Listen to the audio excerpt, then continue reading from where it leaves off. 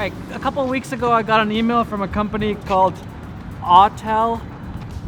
They asked me if I wanted to try out their new drone, and I was kind of like, not really. I've only ever flown DJI drones. I don't even know any other drone companies, so right away I thought probably just a cheap knockoff. But then I quickly searched up the drone and it looked pretty decent. The image was great, looked like it flew well. It's kind of similar to a Mavic 2 Pro, so I decided, why not check it out? Curious, can it be any good? But first we gotta find a nice, safe, secluded place to fly this thing.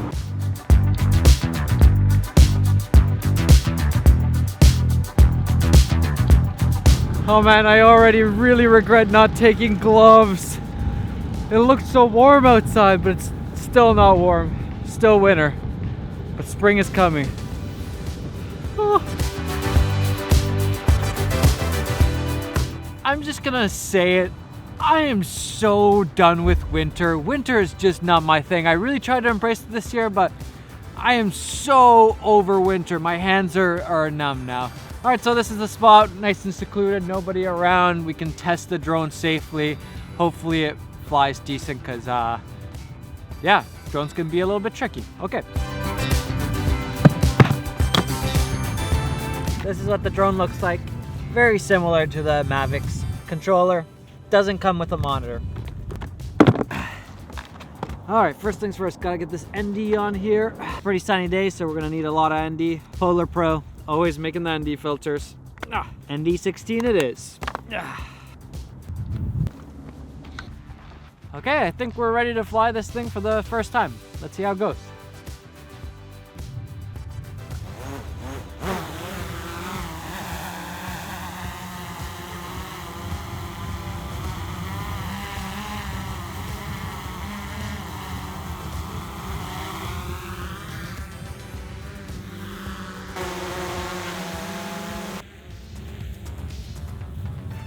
Seems like it flies just like a DJI drone.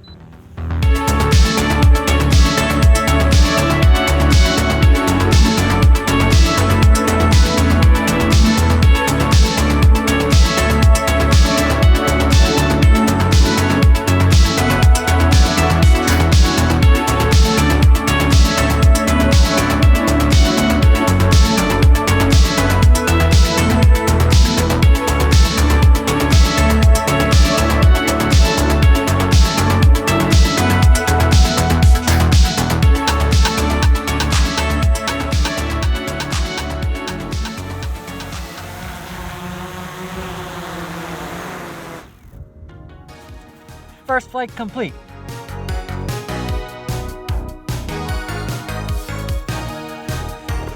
All right, first flight done. This was my very first time flying a non-DJI drone, except for, of course, the one in my office.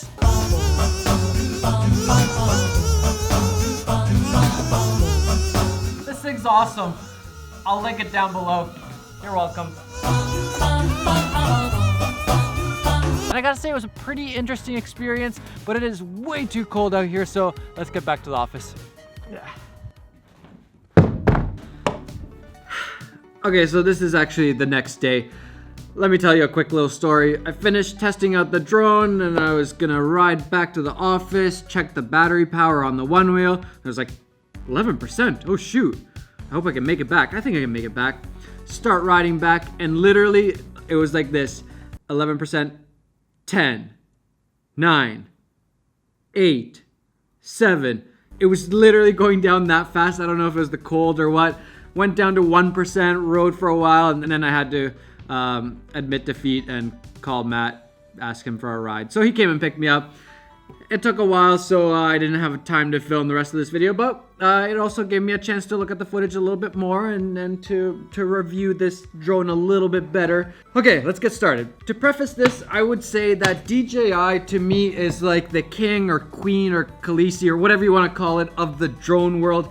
They are the company. So I'm a little bit apprehensive talking about any other drones, and when they asked me to test this thing out, yeah, I was apprehensive to say the least. But I'm curious, is DJI still the king, or are these other companies starting to catch up? Because inevitably that's going to happen. There's going to be other companies that catch up with the technology and make products that are just as good or a little bit cheaper, and you know, there's going to be competition. So I want to find out, is this Autel Evo competition for the DJI drones? And let's start off with the build quality. The build quality, it's not bad. It does feel a tiny bit cheaper than the DJI drones. There's just something about it that's it's a little bit cheaper. It's not quite as refined. I think DJI has had a little bit more time and probably money to put into just refining the overall look of it.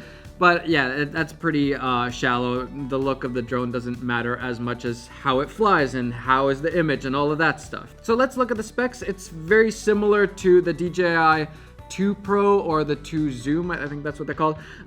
Very similar in terms of flight speeds and all of that stuff, max speeds, very similar. An interesting thing is that there's no restrictions or geofencing with this drone, so technically you could fly this pretty much anywhere. I'm not saying that you should fly this anywhere, but for some people that could be appealing. And there have been times where I've been flying in a place where I'm totally allowed to fly, I had permission and everything, but there was some sort of restriction with the DJI drone that I couldn't fly it.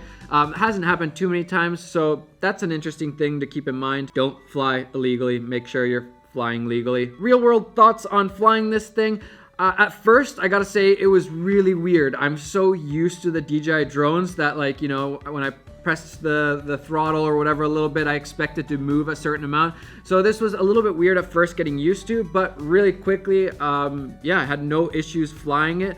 It was very responsive to the point that it was almost too responsive, especially when I was on the one wheel. I was noticing that me on the one wheel, my finger was moving around a little bit, and so the drone was also moving around a little bit, and there were times where you could actually see the shake even with the gimbal from that motion of moving the stick too much or too fast, or just jittering the stick essentially because of the one wheel and bouncing in the grass. So that was a little bit of a downside for me in that moment, but it is really nice to have a responsive drone, especially when you're flying and you're about to hit something, you want to go the other way.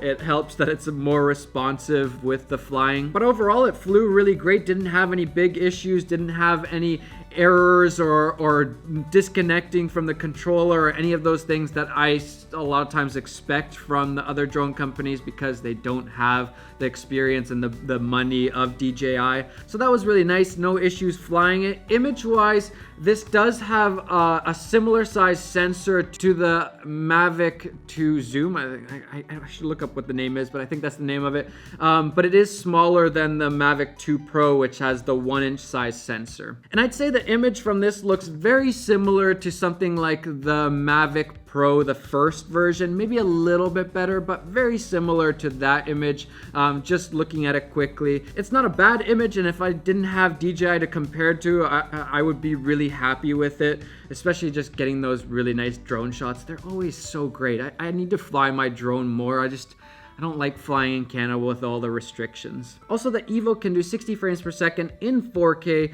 which the Mavic 2 Pro can't do. So that's really interesting. If you need slow-mo 4K, this drone has your back. And you guys saw the footage. I would say it's pretty decent. Yeah, I don't have too many complaints. Yeah, drone footage is always a little bit mushy in areas. It's not the most high quality image.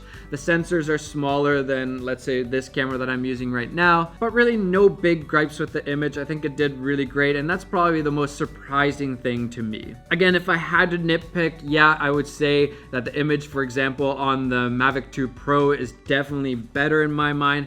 But for most people, as we saw in the camera comparison showdown thing, most people can't tell the difference.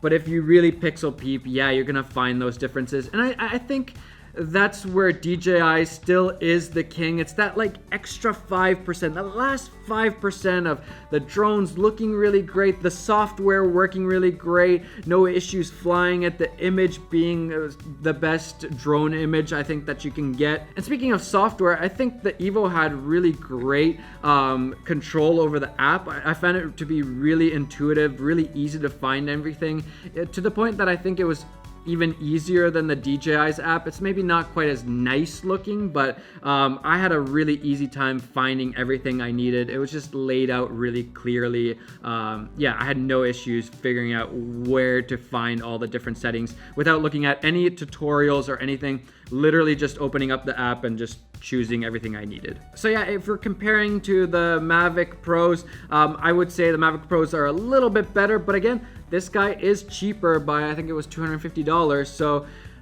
yeah, if you're not a crazy pro and you need the absolute best quality all the time, this might be a great drone for you. I do think DJI is still the king, the queen, the Khaleesi, whatever you want to call it, of the drone world. But I am really excited that there are other companies that are making really great products and bringing some of that competition, because that always means that we're going to get better products at a better price. Also, did you guys notice the sign? Podcast. I might actually need to blur it out because I'm not sure if we're releasing the name yet, but yeah, the podcast is coming along. We are very, very, very close to putting it out.